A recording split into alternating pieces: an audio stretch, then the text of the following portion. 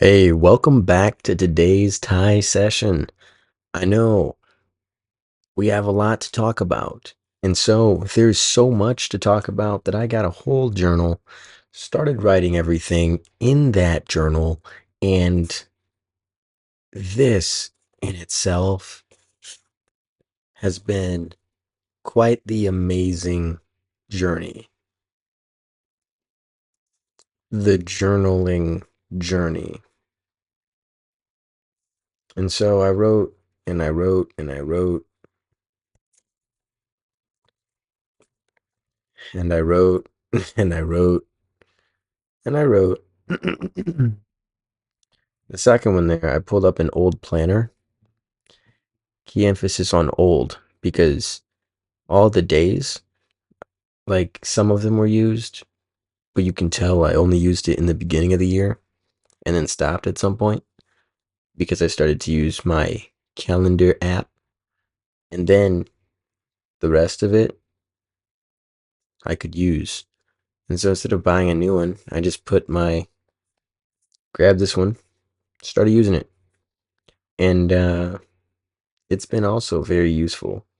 Today, again, so much has gone by that I have so much to talk about. So I wrote all the topics that I want to talk about down. Um, so first off, a little something that I took from the old wise legendary, not legendary like dairy like milk, but legendary as in, rare and one of a kind. Bob Proctor.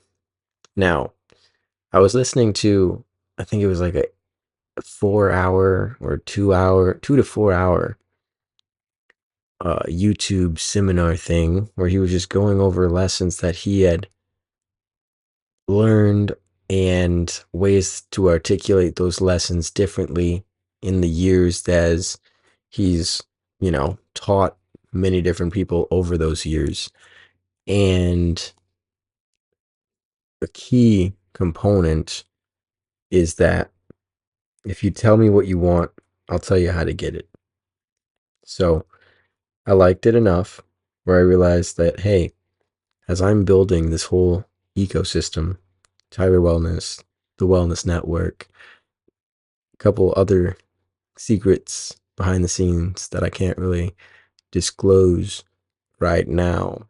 Maybe I can, but I'm going to keep it a little secret.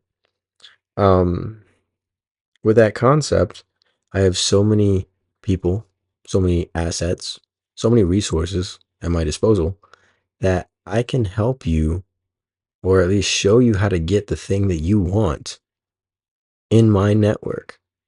So tell me what it is that you want, and I'll show you how to get it. And so I'm creating, and I really like that. I like it so much because I was already creating a system in which we're becoming the mall of my network. So instead of trying to direct everyone to specific places and doing this complex things, why not just have you tell me what you want? So try it. In my website, tell me what you want, and I'll tell you how to get it. Um, with that being said, I also want to discuss having faith over fear. And again, I know I talked about this a little bit in a previous Thai session, but it's so key. It's key. One of the reasons why it's key is it's a lesson that it's like always there. You're always facing fear. You're always facing choosing faith over fear. Every situation, you might not see it that way. You get into a car, you're driving to your destination. Just doing that action, you chose faith that your car is going to work and get you to your destination, and the path that you chose is the right path, over fear that your car might break down along the way, that you might break down in the wrong part of town, that something bad could happen. Whole bunch of fear. Now, all those things all depend on what you focus your mind on, right? And there's so much around you in the media, social media, the news, wherever you go, there's so much around you. Now, propaganda is crazy because you never know when you're part of it. I'm not trying to get down a rabbit hole like that, but think about this concept. If certain people want you to think about certain things, wouldn't that be the thing that is talked about most and the thing that gets the most attention and the thing that gets magnified and the thing that is then displayed everywhere easily versus having many different ideas and discussions all going on at the same time? How many different people are there on the world? How many different types of interest is there? So why is it that we're all focusing our attention on very similar things? You see what I'm saying? If you can understand that there is a entity or which there's a narrative that is being pushed because that is truly the concept that is happening in your face, wherever you look, it's being talked about. You understand the power of attention. So then if my attention is going to the place in which they are directing it as a byproduct of it being everywhere,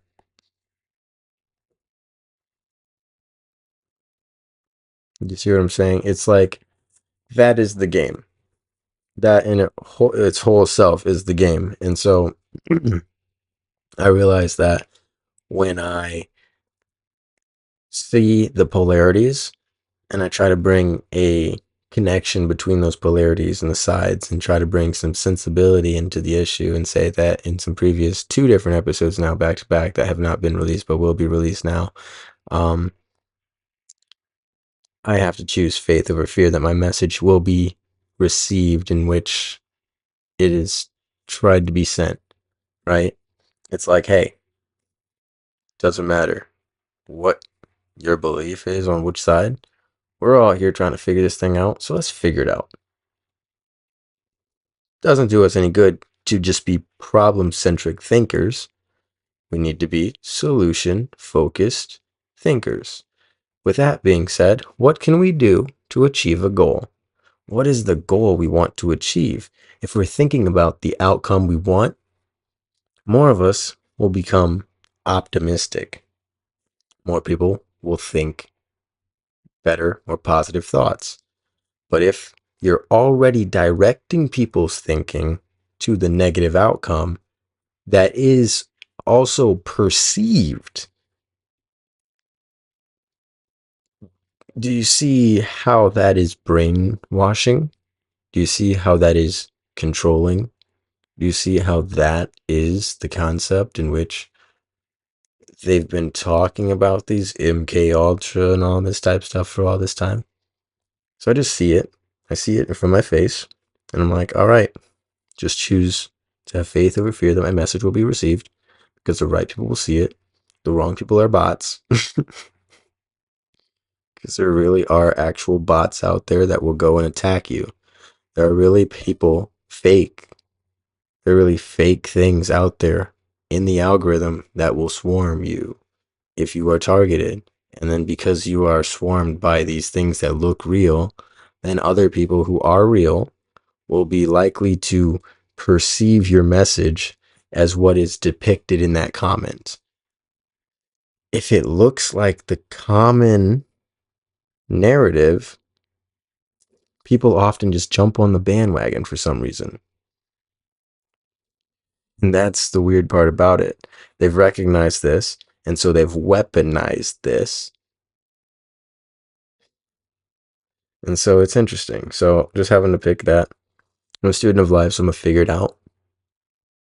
It's gonna work. I'm always growing, right? But another thing I wanted to talk about is to give what you can. Now this one was big because like in the lesson of like choosing faith over fear and then giving those episodes, it's like, hey, so many people feel that they cannot do things based on what they have currently. But the thing is, what you have currently is what something, the ideal of someone else someone else's situation. They want what you have. You want what someone else has. You always are going to want something else when you achieve certain goals. You're always hungry, and you don't recognize it because if you're in a certain situation and you feel stuck, until you break out of that mental situation where you actually see change and you feel change, then you're not going to actually change your desires. But once you achieve that level, your desires naturally do change. So you're always going to want more. You're always, and more may be different, more may be better social connections, more may be deeper connections, more takes many different forms, but you're always going to want different things. And so because the form of desire itself changes and what you can give changes, it doesn't matter how big or how little your gift is that you give. Think about the story in the Bible in which the there was many different people bringing donations, and I think it's an older lady brings a donation of all she has, but it is very little. They do not turn away her donation. They accept it. And if you understand in that situation, and this might not be the Bible actually, this might be somewhere else, but I've just heard this story many times. But if you understand in that situation, she gave more than everyone else. She gave all she had, even if it was very little. Even if it was one coin, but that was the only coins that she had. And in that case, the coins were the thing perceived as value. She gave all that she had. Whereas other people gave portions of what they had and still obviously had many and much more to give. Now, you might feel and see donations and causes and things that you would like to give to, but feel that you don't have the means in which to give to the thing. Even if you have 5, $10 and just then give that, that's enough. Giving that in itself is still giving because they have a goal in which they just need a certain small amount. They don't need, well, maybe they do need a lump sum, but a lump sum can be achieved with many different small outcomes. So the whole concept being give what you can, give time, give energy, give life, give money, give whatever you can. And that's how you support your fellow neighbors.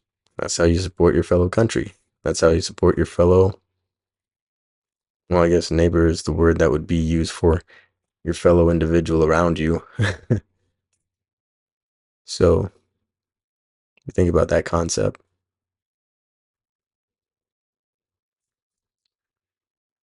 If it's a skill, if it's money, if it's a thought, idea, time, a helping hand, a lawnmower, a cup of sugar, give what you can. You know, I made a video as well about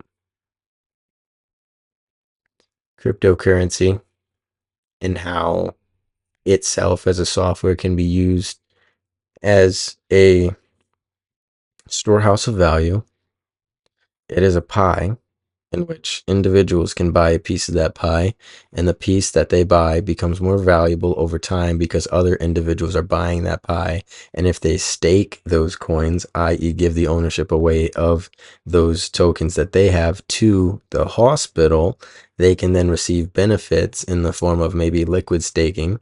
Maybe not necessarily liquid staking, but they'll get some type of NFT or a token or proof of stake. So that way they can receive benefits from the hospital, maybe cafe items, doctor visits, or just reward tokens or something like that. But that whole system being an ecosystem. So if you understand that concept, um, in America, we're often told or sold this idea of individuality and breaking free as soon as possible. Leaving the home has been such a big concept, and it's younger and younger being pushed in the media, and it's not necessarily looking like it's a bad thing sometimes in certain movies, but then it becomes a goal to do that. But you can build a more stable foundation by understanding that you're pouring into each other and build kingdom together. And from your building together or getting together with individuals that you know, like, and trust that you can build with, building businesses, ideas, a home, whatever it might be, that's how you flourish.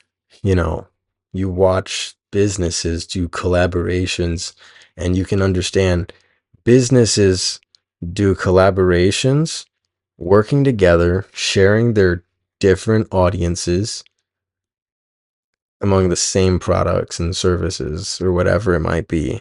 And so then through that collaboration, each business may grow.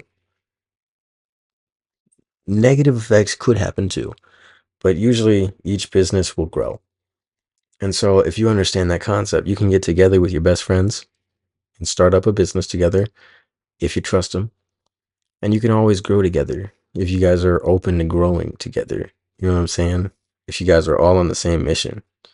So like you can get together with these people, make plans, execute those plans, and revise those plans meticulously and often. Meet often, talk openly, and discuss those plans all the time. You can achieve housing goals, financial goals, car goals, travel goals, any type of goal you set by one setting plans to get there.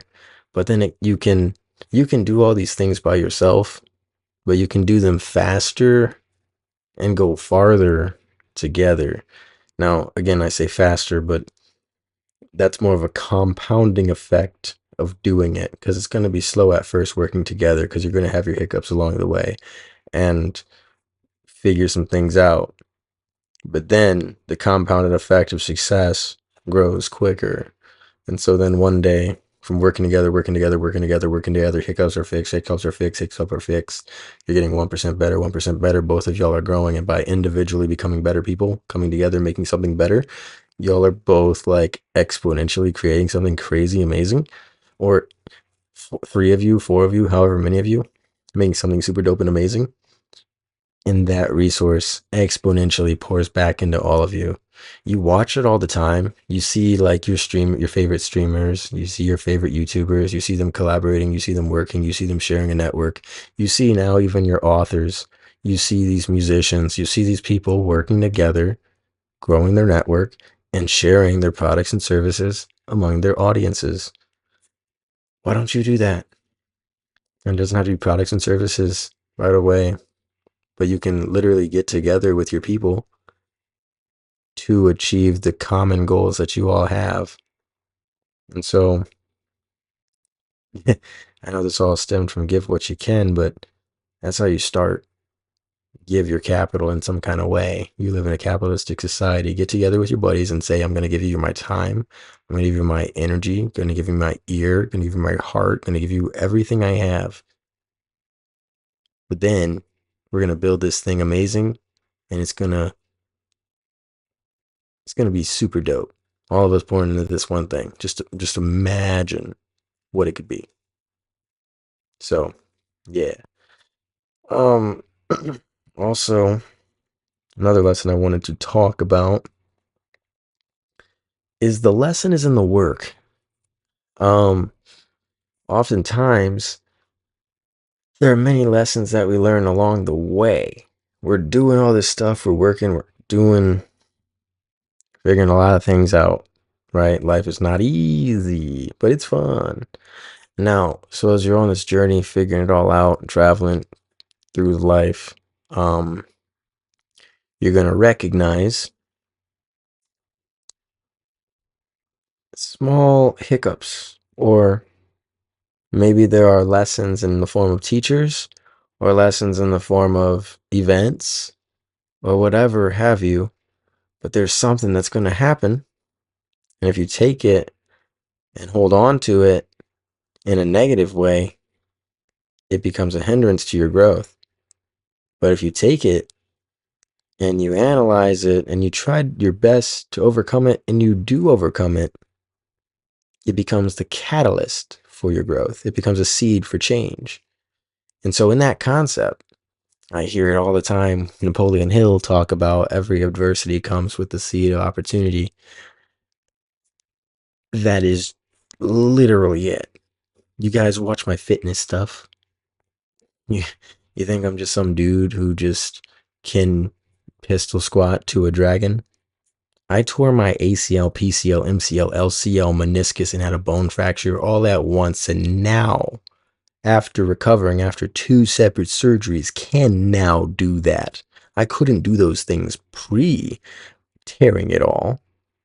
That was not in my ability. Many of you hold on to not even an injury like that, but just limitation for no reason and say you can't, but you've never tried.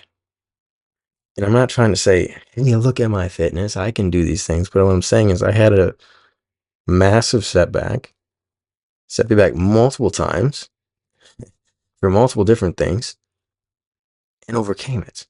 Overcame every single one of those things and learned a lot of lessons along the way.